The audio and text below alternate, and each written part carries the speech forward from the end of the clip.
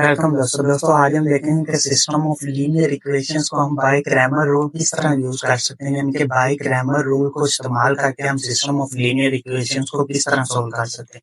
तो मेरे पास एक यहाँ पे एक क्वेश्चन है, तो मैं इसको क्या करूंगा, यहाँ पे इसको सोल्व करने के लिए यहाँ पे एक क्वेश्चन लिखना है 2x minus 2y equal to क्या है 4 है। ये हमारे पास एक क्वेश्चन है 3x प्लस 2y इसके बराबर है 6 के। तो इसको हमने बाय क्रैमर रूल करना है। तो सबसे पहला जो इसका स्टेप है वो क्या है कि right in the form of matrix. तो इस इक्वेशंस को हम मैट्रिक्स की फॉर्म में लिखेंगे। उसका क्या तरीका है, जो एक्स के वेरिएबल्स है, जो एक्स के कांस्टेंट है, इसको हम यहाँ पे लिख देंगे 2 और 3, और जो वाई के वेरिएबल है इसको यहाँ पे लिखेंगे -2 और 2। इसको हम एक कॉलम बना देंगे, एक मैट्रिक्स बना देंगे। इसी तरह एक्स और वाई के जो वेरिएबल उसको हम यहाँ उसका भी हम यहाँ पे एक कॉलम बना देंगे। इसी तरह बी के जो इसके इक्वल में जो कांस्टेंट है इसका भी एक हम कॉलम बना देंगे। 4 और 6 इसका एक कॉलम बनेगा। तो हम इसको एक नाम दे देंगे। ये फर्ज कर लेंगे ये ए मैट्रिक्स है, ये एक्स मैट्रिक्स है और ये बी का मैट्रिक्स है। ये ए जो मैट्रिक्स वो किसके बराबर होगा, यहाँ पे हम लिख सकते हैं कि जो ए मैट्रिक्स है वो है 2 -2 के 3 और 2 के बराबर है। ये ए का मैट्रिक्स, तो एक्स का मैट्रिक्स किसके बराबर है, यहाँ पे एक्स और वाई के बराबर है। और बी का जो मैट्रिक्स है वो किसके बराबर है, हमारे पास 4 और 6। तो यहाँ पे हमने क्या करना है, बाय क्रैमर रूल इस्तेमाल करना है, यानी कि क्रैमर की मदद से हम इसको हल करना है। तो सबसे पहले जो x की वैल्यू हमारे पास आएगी वो किसके बराबर होता है, x को हमने फाइंड करना और y को फाइंड करना है। तो x की वैल्यू होती है वो किसके बराबर होती है, a x का डिटर्मिनेंट्स आवर ए का डिटर्मिनेंट्स। तो ये हमें बताता है कि ये क्रैमर रूल की मदद से जब हम किसी क्वेश्चन को सोल्व करने हैं तो हम इस तरह सोल्व कर सके। और वो जो वो y की वैल्यू होगी वो किसके बराबर होगी, ए y का डिटर्मिनेंट्स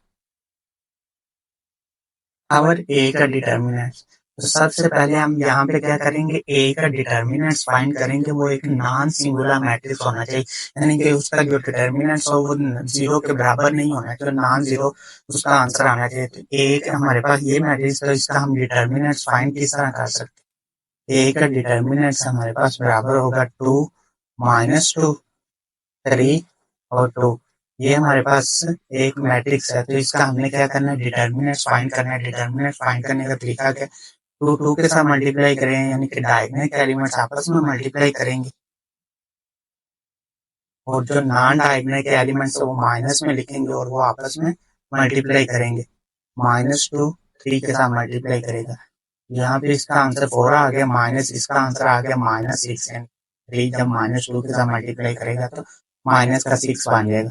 4 प्लस 6 हो जाएगा, तो ये किसके बराबर आ जाएगा, 10 के बराबर आएगा। ये एक नॉन जीरो एलिमेंट है, यानी कि 0 के बराबर नहीं। इस तरह हम कह सकते हैं कि ये एक नॉन सिंगुलर मैट्रिक्स। तो हम इसका सोल्यूशन फाइंड कर सकते हैं। तो सबसे पहले जो इसका दूसरा स्टेप है हमारे पास क्या है कि ए एक्स हम किस तरह फाइंड कर सकते हैं। इस ए एक्स कॉलम है जो ये हम किस तरह फाइंड कर सकते हैं कि ये हमारे पास यहाँ पे जो ए का कॉलम है इसकी जब हम रिप्लेसमेंट कर देंगे बी का कॉलम, यानी कि जो पहले एक्स के वेरिएबल्स है ये एक्स के साथ जो कांस्टेंट हमें मिल रहे हैं इसके साथ हम रिप्लेस कर देंगे बी के एलिमेंट्स को। यहाँ पे ए एक्स के जो कांस्टेंट हमें मिले यहाँ पे हम बी के एलिमेंट्स को लिख देंगे 4 और 6, और जो बाकी जो वाई के एलिमेंट्स है वो एज इट वैसे के वैसे आ जाएंगे, -2 और 2।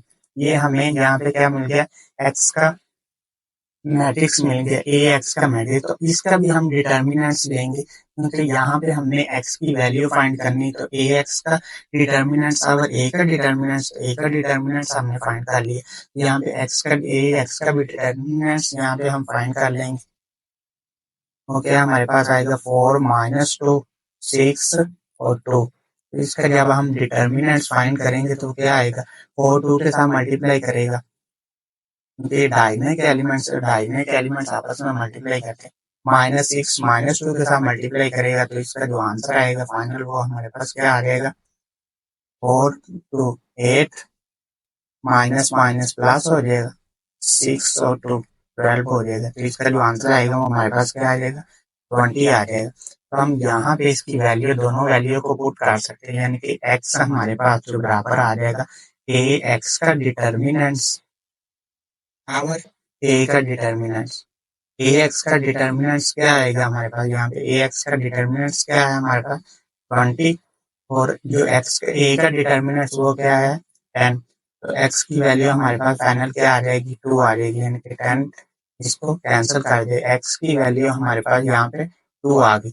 इसी मेथड को इस्तेमाल करते हुए हम y की वैल्यू भी फाइंड कर लेंगे। y की वैल्यू हम किस तरह फाइंड करेंगे, यहाँ पे हम ए वाई का मैट्रिक्स फाइंड करेंगे। सबसे पहले ए वाई को हम फाइंड करेंगे। ए वाई का मैट्रिक्स हम किस तरह फाइंड कर सकते हैं, फॉर एग्जांपल ए वाई हमारे पास जो मैट्रिक्स होगा वो किसके बराबर होगा, यानी कि जो ए के एलिमेंट्स है, ये एक वाई के कांस्टेंट है, तो वाई के कांस्टेंट की जगह हम क्या रिप्लेस कर देंगे, बी के एलिमेंट्स को रिप्लेस कर, जो एक्स के एलिमेंट्स होंगे वो वैसे के वैसे ही आ जाएंगे। यहाँ पे क्या आएगा, यहाँ पे बी के एलिमेंट्स आ जाएंगे, वो क्या हमारे पास 4 और 6 है। ये ए का हमारे पास कॉलम बन गया। ए वाई का कॉलम का भी हम डिटर्मिनेंट्स लेंगे, क्योंकि आंसर में हमने देखा जो वाई बराबर होता है ए वाई का डिटर्मिनेंट्स और ए का डिटर्मिनेंट्स। तो ए वाई का डिटर्मिनेंट्स हम फाइंड करेंगे, इसके बराबर हो जाएगा 2, 4, 3 और 6। अब इन दोनों को आपस में मल्टीप्लाई करेंगे, 6 2 के साथ मल्टीप्लाई करेगा, माइनस 4 3 के साथ मल्टीप्लाई करेगा, तो इसका आंसर क्या आ जाएगा हमारे पास 6 2 के साथ मल्टीप्लाई करेगा 12, माइनस 4 3 के साथ मल्टीप्लाई करेगा तो 12। ये किसके बराबर आ जाएगा 0। तो यहाँ पे हमने y की जो वैल्यू फाइंड करनी है वो किस तरह फाइंड कर सकते हैं, y हमारे पास बराबर है ए वाई का डिटर्मिनेंट्स और ए का डिटर्मिनेंट्स। ए वाई का डिटर्मिनेंट्स की जो वैल्यू हमारे पास आई वो 0 है, तो ए के डिटर्मिनेंट्स की जो वैल्यू हमारे पास आई वो यहाँ पे हमने 10 फाइंड की, यानी कि ए वाई की यहाँ पे हमारे पास जो वैल्यू आई है ये वाली वो 10 है, और ए वाई की जो हमारे पास वैल्यू आई है वो 0 आई। तो इसका जो फाइनल आंसर हमारे पास आएगा वो क्या आएगा 0 आ जाएगा। तो इससे हमें पता चल रहा है कि वाई की जो वैल्यू आई है वो 0 हमारे पास आई है। इस तरह हम x की वैल्यू भी फाइंड कर सकते हैं और y की वैल्यू भी फाइंड कर सकते हैं। तो x का जो मैट्रिक्स जिसको हमने यहाँ पे फाइंड करना था, ये जो फाइनल x का मैट्रिक्स हमें मिल रहा है, इसको हमने फाइंड करना है, इसकी वैल्यू फाइंड करनी थी। तो इसको हम कंपेयर कर देंगे x y की वैल्यू यहाँ पे लिखेंगे और x की वैल्यू यहाँ पे लिख देंगे। x की वैल्यू हमारे पास क्या आई है 2, y की वैल्यू क्या आई है 0। तो इस तरह हम x का मैट्रिक्स फाइंड कर सकते हैं बाय क्रैमर रूल को इस्तेमाल करते हुए।